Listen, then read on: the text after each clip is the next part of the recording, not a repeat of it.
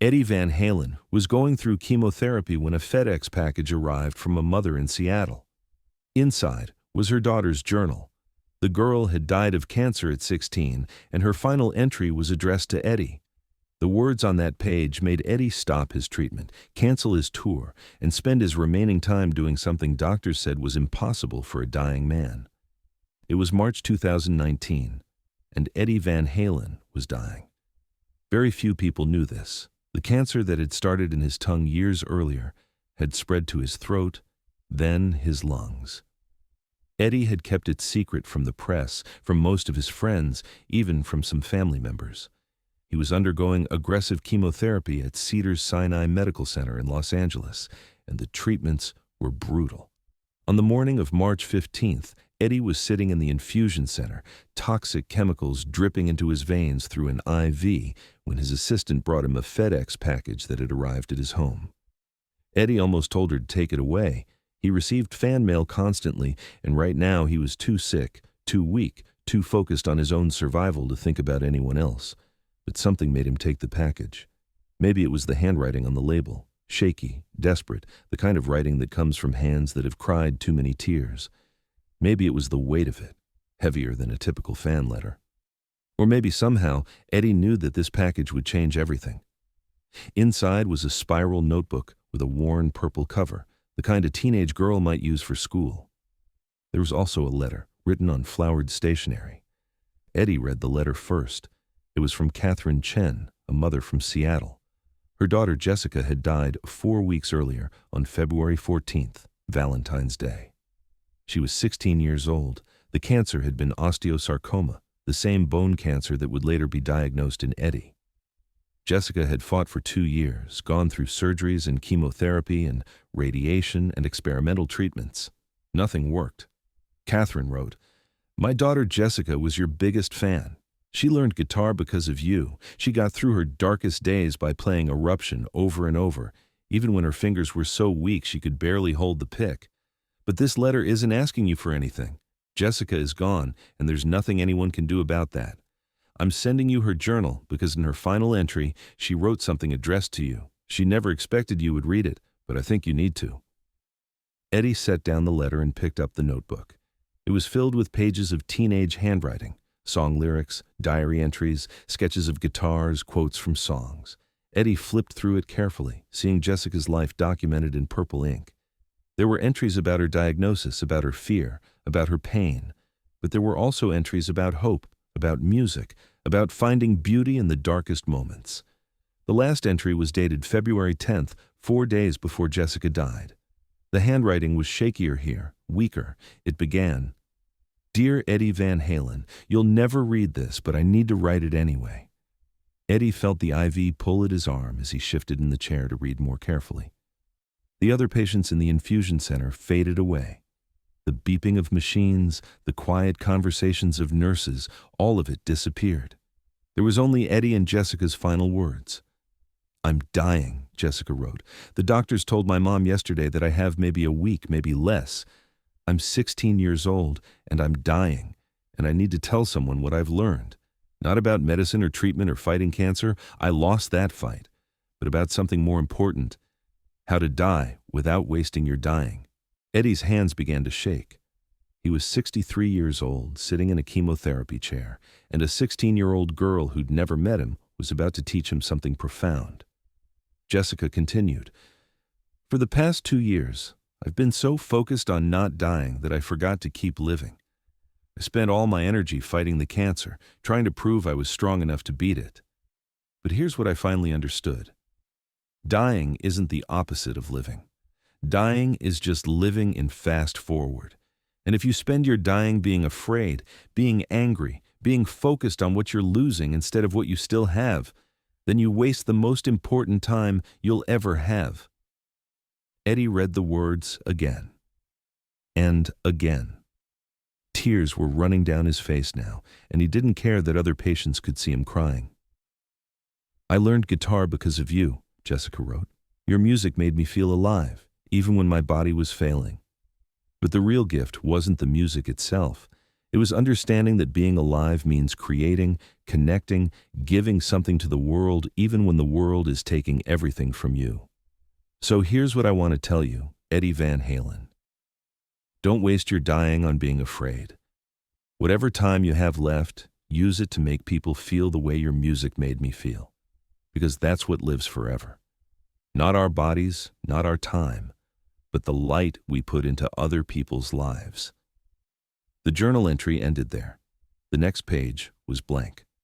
4 days after writing those words, Jessica Chen was gone.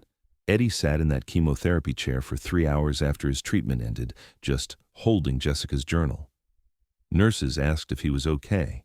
He couldn't answer. He wasn't okay, but he was changed. When Eddie finally left the hospital that day, he made 3 phone calls. The first was to his oncologist. He told the doctor he was stopping the aggressive chemotherapy. The doctor protested. There were still treatment options, still hope for remission, but Eddie was firm. "I'm not giving up," he said. "I'm just choosing to live differently." The second call was to his manager. Eddie told him to cancel the farewell tour that had been planned for later that year. The tour was supposed to be Eddie's last hurrah, a chance to say goodbye to fans and make one final statement. Millions of dollars were on the line. Contracts were signed. Venues were booked. Eddie didn't care. "Cancel it all," he said. The third call was to Cedars-Sinai Chen in Seattle. When the grieving mother answered, Eddie introduced himself. "I read Jessica's journal," he said, his voice breaking, "and I need to thank her. She taught me something I desperately needed to learn." Catherine began crying. "She loved you so much," she said. "Your music kept her going." "No," Eddie said gently. "She kept me going. She just didn't know it yet." Over the next several months, Eddie Van Halen did something that shocked everyone who knew him. Instead of fighting his cancer with every aggressive treatment available, instead of preparing for a farewell tour, instead of retreating to protect his privacy and conserve his limited energy, Eddie started visiting cancer patients. He started at Cedars-Sinai, where he was receiving treatment. He asked his oncologist if he could visit other patients in the cancer ward. The doctor was hesitant. Eddie was immunocompromised, weak from his own disease, but Eddie insisted. "I'm dying anyway," he said. "At least let me die doing something that matters." Eddie would walk through the cancer ward with his guitar, visiting patients in their rooms. He played for them, talked to them, shared his own fears and struggles with the disease. He carried Jessica's journal with him everywhere, and he would read passages from it to patients who were losing hope. One patient, a 45-year-old woman named Sarah Rodriguez, later described meeting Eddie. "I was in the middle of my 3rd round of chemo for breast cancer. I was ready to give up. I'd told my family I didn't want to keep fighting. Then Eddie Van Halen walked into my room with a guitar and a purple notebook. He played Eruption for me, and then he read me what a 16-year-old girl wrote about not wasting your dying on being afraid. I cried for an hour.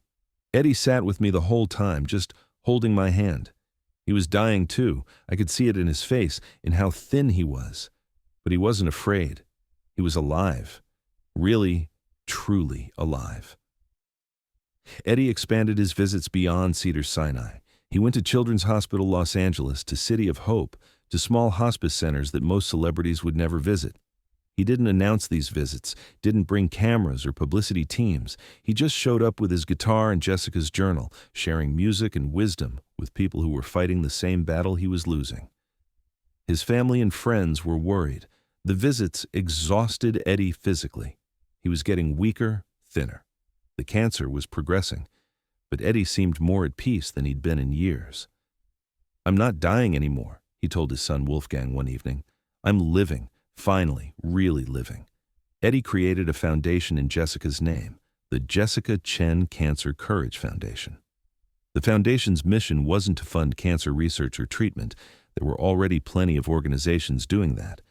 Instead, the foundation focused on helping cancer patients live fully during their remaining time. It provided music therapy, art supplies, opportunities for patients to create and connect and leave their mark on the world. The foundation's motto came directly from Jessica's journal: "Don't waste your dying on being afraid." Eddie's own health continued to decline throughout 2019 and into 2020. By the summer of 2020, he was spending most of his time in the hospital. The cancer had spread throughout his body. Doctors gave him weeks, maybe days. But Eddie kept visiting patients, even when he needed a wheelchair, even when he was on oxygen, even when speaking exhausted him. Eddie would make his rounds through the cancer ward. He carried Jessica's purple journal like a talisman, like a roadmap for how to navigate the final journey everyone must eventually take. One of the last patients Eddie visited was a 12-year-old boy named Daniel Martinez, who had leukemia.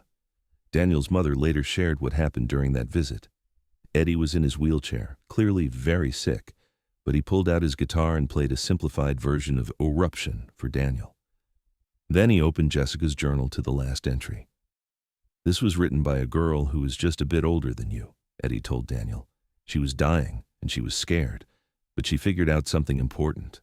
You want to hear it?" Daniel nodded.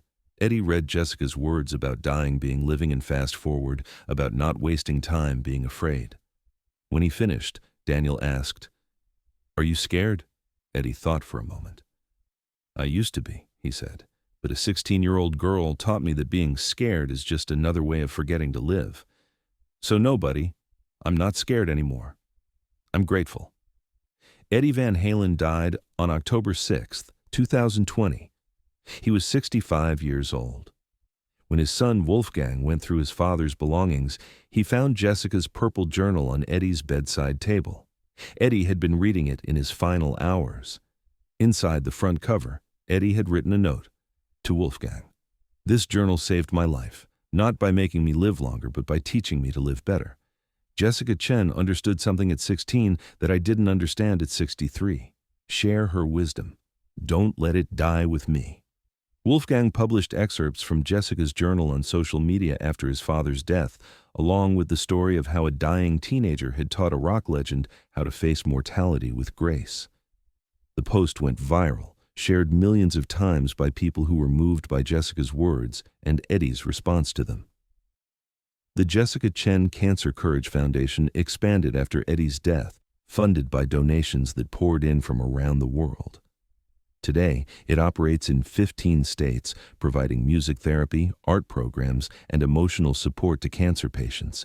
Every patient who goes through the program receives a copy of Jessica's journal entry, the same words that changed Eddie's final year of life. Catherine Chen, Jessica's mother, speaks at the foundation's events. She tells the story of how her daughter's words reached Eddie Van Halen during his darkest moment and transformed not just his remaining time, but the remaining time of thousands of other cancer patients. "Jessica died at 16, Catherine often says, but her wisdom lived on through Eddie, and through Eddie it reached countless others. She taught us that dying isn't about the end of life. It's about the intensity of life. It's about choosing to live fully, create boldly, and love deeply, especially when time is short." The story of Jessica Chen and Eddie Van Halen reminds us that wisdom doesn't come from age or experience or fame. Sometimes it comes from a 16-year-old girl writing in a purple notebook 4 days before her death. Sometimes it comes from having the courage to stop fighting death and start embracing life. Sometimes the dying teach us more about living than those who have never faced mortality. Eddie Van Halen spent his final 18 months not running from death or pretending it wasn't coming, but using his dying as an opportunity to truly live. He canceled tours worth millions of dollars. He stopped aggressive treatments that made him sick. He spent his remaining energy visiting strangers in hospital rooms, playing guitar for people who would soon follow him into whatever comes next. Jessica's words, "Don't waste your dying on being afraid," became Eddie's philosophy, and through him, a message that has helped thousands of people face their own mortality with courage and grace. In the end, Eddie Van Halen and Jessica Chen never met, but they shared something more profound than a meeting. They shared an understanding that life's value isn't measured in years, but in moments, in connections, in the light we manage to create even in the darkest times. Two people dying of cancer, 18 months apart, one a rock legend and one a teenage girl no one had heard of, connected across time and circumstance to teach the world that dying can be the most alive we ever are, if we're brave enough to live it fully. If this incredible story of courage and wisdom moved you, make sure to subscribe and hit that like button. Share this video with someone who needs to remember that every moment matters, especially the difficult ones. Have you ever received wisdom from an unexpected source? Share your story in the comments below, and don't forget to hit that notification bell for more amazing true stories about the connections that transcend even death itself. And if you or someone you love is facing cancer, remember Jessica's words. Don't waste your dying on being afraid. Use it to live more fully than you ever have. Because that's what both Jessica and Eddie taught us. That facing death with courage doesn't mean you're not afraid. It means you choose to live anyway.